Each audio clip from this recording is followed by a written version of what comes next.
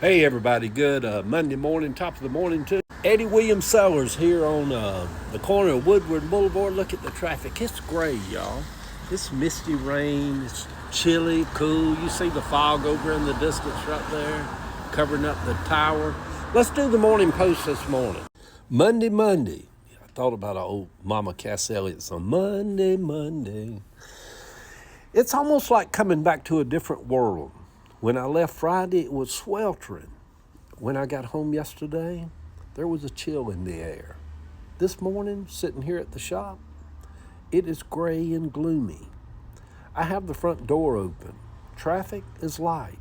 Downtown is hidden in a cloud of fog.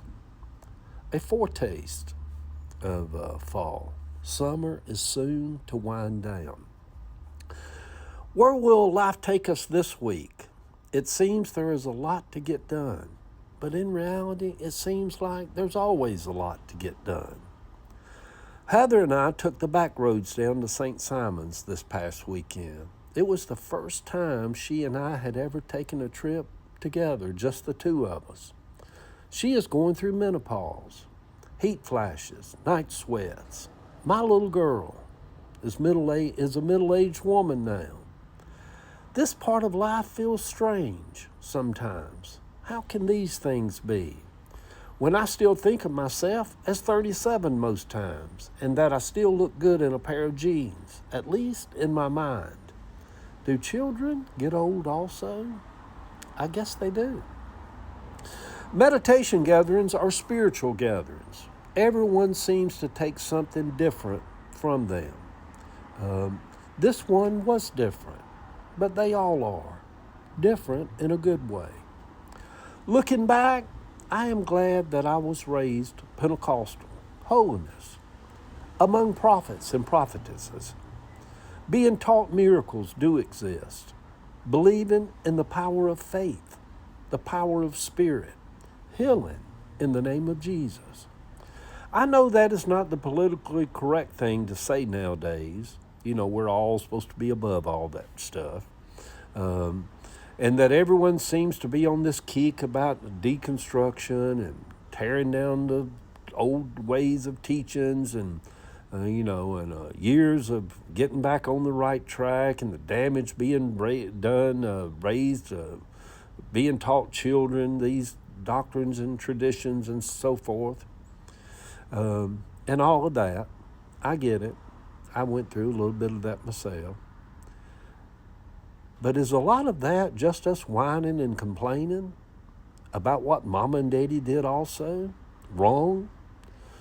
I went through my journey with some of that, but at some point you just have to grow up and let things go and move on up to higher ground. It was storming Saturday evening as we all moved into a room at a hotel there at St. Simon's because it was raining outside. Funny, when people gather in a place for a spiritual experience, spirit always shows up. Spirit also sometimes includes those who are over on the other side coming through.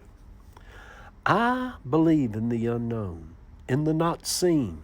I believe that I believe what we often feel is often true. Too many oftens there, isn't it? It's not in the writing page, it's in my reading of it. Why do so many seem to be afraid or uncomfortable around spiritual things going on or spiritual gatherings? When I said earlier that I am glad that I was raised Pentecostal, not to be afraid of the Spirit, but actually was raised to challenge the Spirit, to push through and get through into Spirit.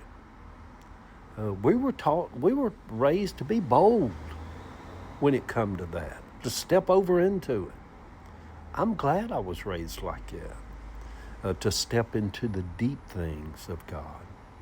My Pentecostal grannies challenge us to reach out to God and to try the spirits. I don't find church gatherings, and this is just me, y'all, because I know a lot of people love their church, but I don't find church gatherings large or small.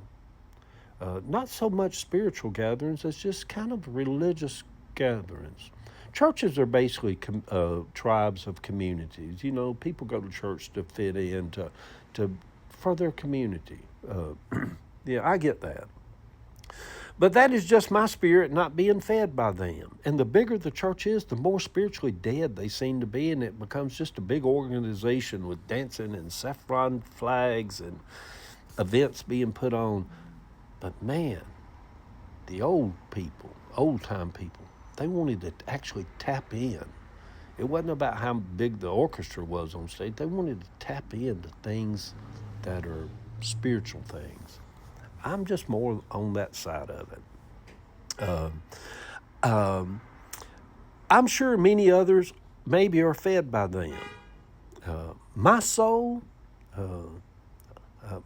is ancient. Y'all, I'm all over the place. I'm holding this phone trying to read this. My soul is ancient. It has seen thousands of total eclipses.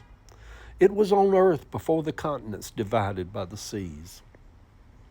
It has sat in heavenly places many times. I love the spiritual things of this life, of this human existence. Wasn't it somebody once said, made an observation that we're here as humans having a spiritual experience, something along that line. My soul needs the spiritual things of God. It's like one of the old writers of one of the old gospel songs said, it's like a water to a thirsty soul. My grannies, in their sweet, uneducated ways, raised me in a Pentecostal way, telling me about a spirit world that is not of this world, that we are actually not even of this world.